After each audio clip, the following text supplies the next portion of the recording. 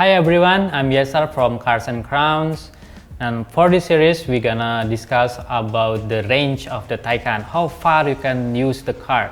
And for that matter, we're gonna have another chat with Jason Broom, the Managing Director of Porsche Indonesia. How are you today, Jason? I'm very well, thank you. Thank you for coming back and thank you for taking the time to talk about the Porsche Taycan. Okay, range seems to be a hot topic for the Taycan, but can we really achieve the 400 kilometer range? Very much so. I guess the question is, do you really need 400 kilometers range? You know, we kind of say for the GT2 RS, do you really need 700 horsepower? The answer is, it's nice to have. The question should be, how far do customers drive every day and how often do they fill up with fuel? I think range gives people's confidence. This is a new technology, people are not used to it.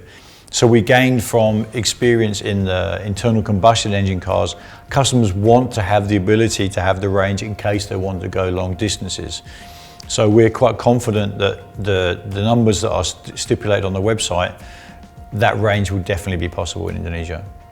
Can you share about the technologies that make the Taycan have a better range than the other electric cars? Yeah, that's a really good question. It comes down to thermal management. So we mentioned before about keeping the battery at the optimum temperature. So the car is constantly monitoring and measuring the performance of the vehicle, the demands of the driver, the temperature of the battery. You know, there's different modes available in the car. So for example, if you wanted to switch to range mode, the car would then analyze all of the electrics in the car and say, what do I need to have on? You know, are there any systems that are running in the background that we could reduce the power on to make sure we're not draining the battery too much? Other things are the aerodynamics of the car. If you go into range mode, the car will lower the suspension so that there's less coefficient of drag on the car. So less drag means better economy, so you get more range. So the whole car is designed around trying to get the best possible range out of the battery. The Taycan have the regeneration feature. Can you share more about it and how much it adds to the range of the car? Yeah, so it's a very common feature in the electric vehicles that there's some kind of recuperation, but Porsche approached this slightly differently. There's a so-called one pedal approach. So for us, we didn't want to take this approach. Porsche is a dynamic vehicle. You want to be involved in the driving. So we opted for the system where the accelerator pedal goes accelerating and the brake pedal does the braking. But what's interesting is 90% of the braking is done by the regeneration motor and only 10% by the brake pads. So what we're seeing is that the brake pads are lasting anything up to 6 years. So that shows you how much recirculation there is, but we're also able to generate 265 kilowatts of regeneration, which is 3 times the battery power. So we're quite confident that this is extending the range of the vehicle.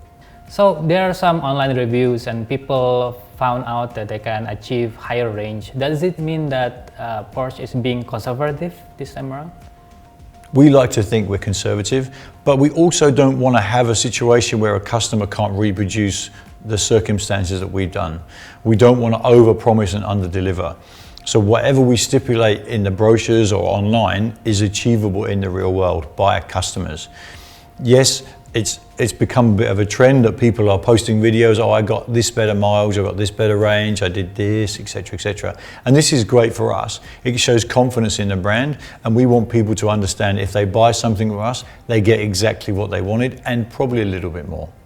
So let's say a customer is out on the road and he doesn't have access to fast charging. How long does it take to fully charge the car?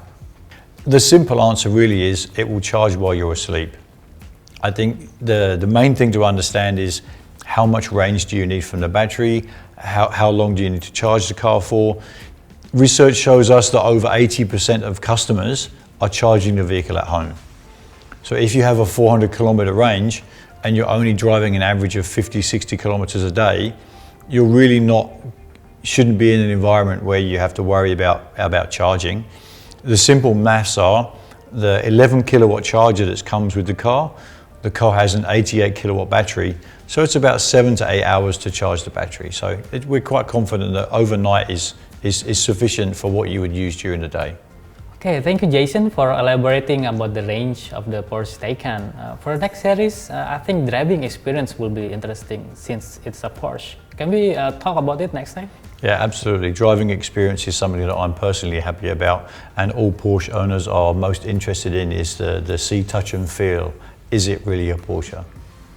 So for the next series, we're gonna discuss about the driving experience of the Porsche Taycan. Is it really a Porsche? So stay tuned for the next series.